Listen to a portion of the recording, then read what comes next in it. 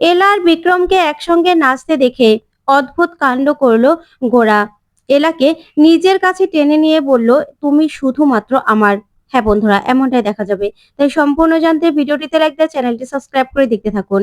গল্পের শুরুতে দেখা যাবে অ্যাডভোকেট মুখার্জির কাছে অরিন্দম সান্যাল আসে আর বলে, আরে আমি অরিন্দম সান্যাল। তখনই এলা বলে, নামটা খুব চেনা চেনা লাগছে। ওইদিকে এলার ক্লায়েন্ট বলে, ম্যাডাম, মেয়েকে আনতে যেতে হবে, আমরা বরং এখন উঠি, আপনি বরং হোটেলের নাম্বারটা আমাদের পাঠিয়ে দেবেন। তখন এলা বলে, ঠিক আছে ঠিক আছে, আমি এখনই পাঠিয়ে দেব। তখন সেই ক্লায়েন্ট চলে গেলেই অরিন্দম সান্যাল বসে। তারপর বিক্রম বলে, বলুন আপনার কি কি হেল্প করতে পারি। তখন অরিন্দম সান্যাল বলে, স্যার, আপনারও খুব নামডাক শুনেছি। আসলে 25 বছর আগে আমার স্ত্রী আমাকে ছেড়ে অন্য কাউকে বিয়ে করে নিয়েছে। তাই আমি না কোনো সুবিচার পাইনি স্যার। তাই আপনার কাছে এসেছি। এত বছর পরে আমি আমার সব অধিকার ফিরে পেতে চাই।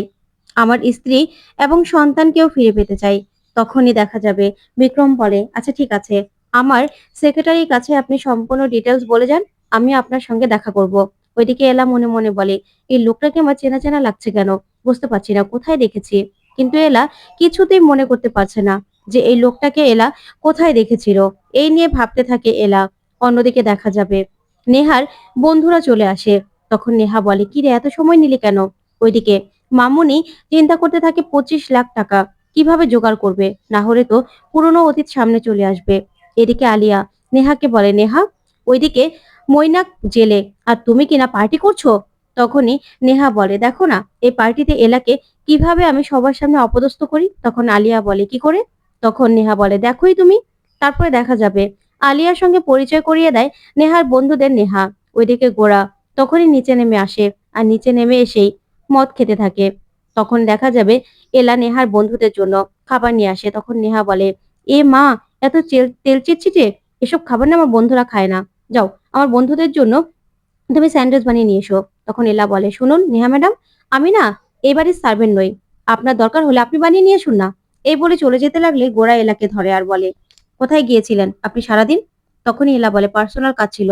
তখন গোরা বলে, পার্সোনাল কাজ, মিস্টার মুখার্জিকে নিজের স্কুটির পিছনে বসিয়ে তারপর কি এমন পার্সোনাল কাজে গিয়েছিলেন আপনি। তখন এলা বলে, আপনি কি আমাকে ফলো করছেন নাকি, যে আমি কোথায় যাচ্ছি না যাচ্ছি। শুনুন, আপনার সঙ্গে না আমার ডিভোর্স হয়ে যাবে, আপনি আমাকে ফলো করতে পারেন না। তখন গোরা বলে, হ্যাঁ আমি পারি, আমি সবকিছু পারি, কারণ এখনো না আপনার সঙ্গে আমার ডিভোর্স হয়নি। তাই আপনি কোথায় যাবেন না যাবেন সেটা আমার দেখার ব্যাপার। তখনই এলা বলে, শুনুন, আপনাকে না একটা কথা আমি জানিয়ে দেই, মিস্টার মুখার্জির অফিসে আমি চাকরি নিয়েছি ম্যারেজ কাউন্সিলর হিসাবে। তখনই গোরা বলে, মানে। তখন এলা বলে, হ্যাঁ, আমাকে উনি চাকরিটা দিয়েছেন আর আমার হেল্পও করেছেন। তাই উনি আমার কলিগ, উনি আমার স্যার। তাই আপনি এই নিয়ে আশা করছি আর কোনো কিছু বলবেন না। তখন গোরা বলে, বাবা, দুদিনের পরিচয় তার মধ্যে আবার আপনাকে চাকরি দিয়ে দিল। তখন এলা বলে, হ্যাঁ, আপনার আমার ব্যাপারে একদম ভাবতে হবে না। ঠিক তখনই নেহা গোরার কাছে আসে আর সে বলে, গোরা, ওইদিকে আমার বন্ধুরা সবাই আছে, তোমার সঙ্গে দেখা করবে, চলো। তারপরেই নেহা গিয়ে বলে, শোন, আমার একটা অ্যানাউন্সমেন্ট করার আছে। আসলে ফাইনালি গোরা আর আমি খুব শীঘ্রই বিয়ে করছি। তখনই ওর বন্ধুরা বলে, গোরা তো বিবাহিত, সম্ভবত ওই মেয়েটাই ওর বউ।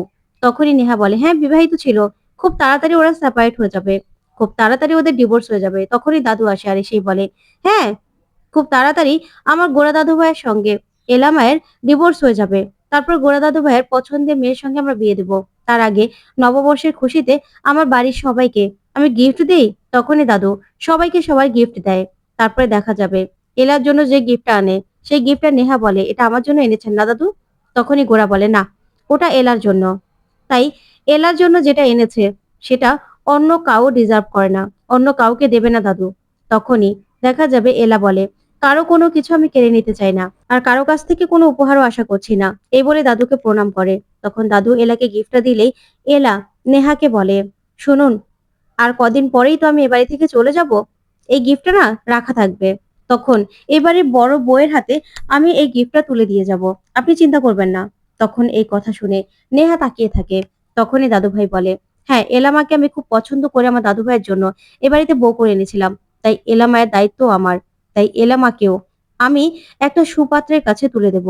তখনই এই কথা শুনে গোরা প্রচন্ড রেগে যায়। ওইদিকে মীরা বলে, না না, আমার দিদি ভাই অন্য কাউকে বিয়ে করতে পারে না। তখন দাদু বলে, কেন বিয়ে করতে পারে না। গোরা যদি অন্য কাউকে বিয়ে করে সুখী হতে পারে, তাহলে এলামা কেন অন্য কাউকে বিয়ে করতে পারবে না? তখন এলা বলে, দাদু এটা কি বলছেন? তখন দাদু বলে, হ্যাঁ এলামা, আমি তোমার বিয়ের দায়িত্ব নিলাম। তোমার জন্য সুপাত্র আমি খুঁজে বের করব। ইনফ্যাক্ট আমি তো খুঁজেও ফেলেছি। তখনই দেখা যাবে সেখানে বিক্রম এসে হাজির হয়। তখন বিক্রমকে দেখেই সব মেয়েরা তাকিয়ে থাকে আর বলে, এই ছেলেটা কে রে? তখন নেহা বলে, আর কেউ না, ওই যে এলার গোড়ার ডিভোর্স লয়ার। তখনই দাদু বলে, এই তো বিক্রম চলে এসেছে, আমার স্পেশাল অতিথি। তখনই দাদুভাইকে গোরা বলে, ওকে কে ইনভাইট করেছে? তখন দাদুভাই বলে, কেন? আমি ইনভাইট করেছি। এই পার্টিতে আমি বিক্রমকে ইনভাইট করেছি, এখানে আসতে বলেছি, তাই বিক্রম এখানে এসেছে। তখন তো গোরা দাদুর উপর রেগে যায়। ওইদিকে দেখা যাবে মীরা এলাকে বলে, দিদি ভাই, আমার না ওনার সঙ্গে দেখা করার খুব শখ ছিল, ওনার সঙ্গে পরিচয় করিয়ে দাও না। তখনই এলা মীরাকে বিক্রমের সঙ্গে পরিচয় করিয়ে দেয়। তখনই দেখা যাবে রিমো হিংসায় জ্বলতে থাকে আর বলে, এ কি, আপনি নাকি নার্সিং করছেন, তাহলে আবার লয় পড়ছেন কবে থেকে? তখন মীরা বলে, ওটা তো নেহাকে জব্দ করার জন্য বলেছিলাম। তারপরে দেখা যাবে বিক্রম আর এলা কথা বলতে থাকে, যা দেখে প্রচন্ড রেগে যায় গোরা। তারপরে দেখা যাবে নেহা গোরাকে ওর বন্ধুদের সঙ্গে কথা বলতে নিয়ে যায়। তখনই দেখা যাবে এদিকে দাদুর সঙ্গে সবাই মিলে কথা বলতে থাকে। দীপ্ত বলে, দাদু এটা কি হচ্ছে? এলাকে আবার অন্য কারোর সঙ্গে বিয়ে দেবেন? তখন এই নিয়ে সবাই কথা বলতে থাকলে ঐশী মনে মনে বলে, ওরা কিছু একটা তো ঘুট পাকাচ্ছে, সবাই একসঙ্গে হাতও মেলাচ্ছে, তাহলে কি প্ল্যান করছে আমাকে জানতে হবে। ওইদিকে নেহার বন্ধুরা গোরাকে বলে, ফাইনালি গোরা, তুমি তোমার পছন্দের জীবনসঙ্গীর সঙ্গে সংসার করবে, কারণ নেহাই তোমার যোগ্য। আর ওই ভ্যানজি টাইপ যাকে তুমি বিয়ে করেছিলে, ওর কোনো যোগ্যতা আছে নাকি তোমার পাশে দাঁড়ানোর? ওইদিকে এলা সবটা দাঁড়িয়ে দাঁড়িয়ে শুনতে থাকে। তখনই গোরা প্রচন্ড রেগে যায় নেহার বন্ধুদের উপর আর বলে, তোমরা কি জানো? এলা সম্পর্কে তোমরা কি জানো? তোমরা যাকে বলছো যার কোনো ট্যালেন্ট নেই, তারপর সে ভ্যানজি টাইপ, তুমি জানো তোমাদের সবাইকে মিলে যতটুক ট্যালেন্ট আছে, তার থেকেও বেশি ওনার মধ্যে ট্যালেন্ট আছে। উনি না খুব ভালো একজন মানুষ, আর ওনার সঙ্গে কারোর সঙ্গে কম্পেয়ার হয় না, বুঝতে পেরেছো?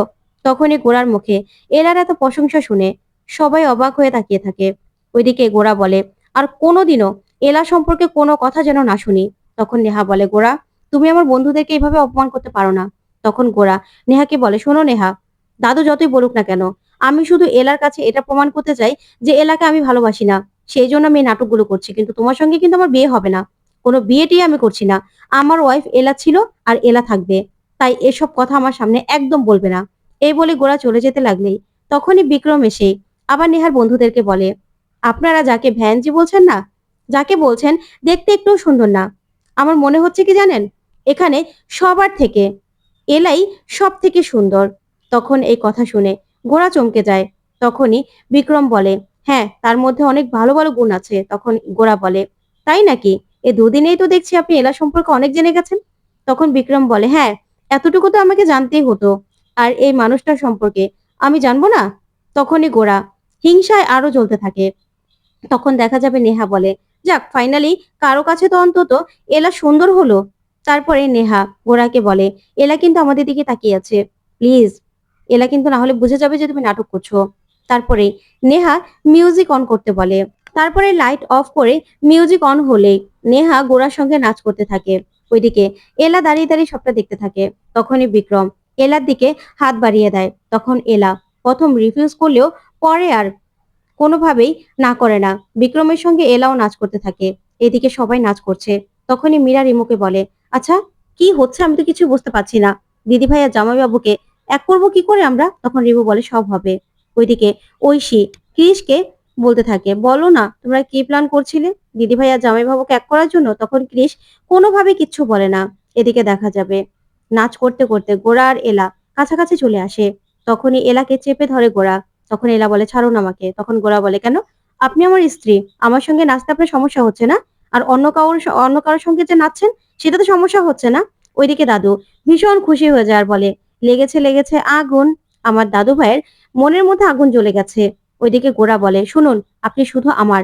এদিকে দেখা যাবে নাচ করতে করতে এলা আর বিক্রম কাছাকাছি আসলেই ওইদিকে গোরা প্রচন্ড রেগে যায় বিক্রমের উপর, বিক্রমকে মারতে যায়। তখন এলা বলে, কি করছেন? তখন গোরা বলে, আপনি শুধুমাত্র আমার। তো বন্ধুরা, কেমন লাগলো আজকের আপডেট? কমেন্ট করে জানাও।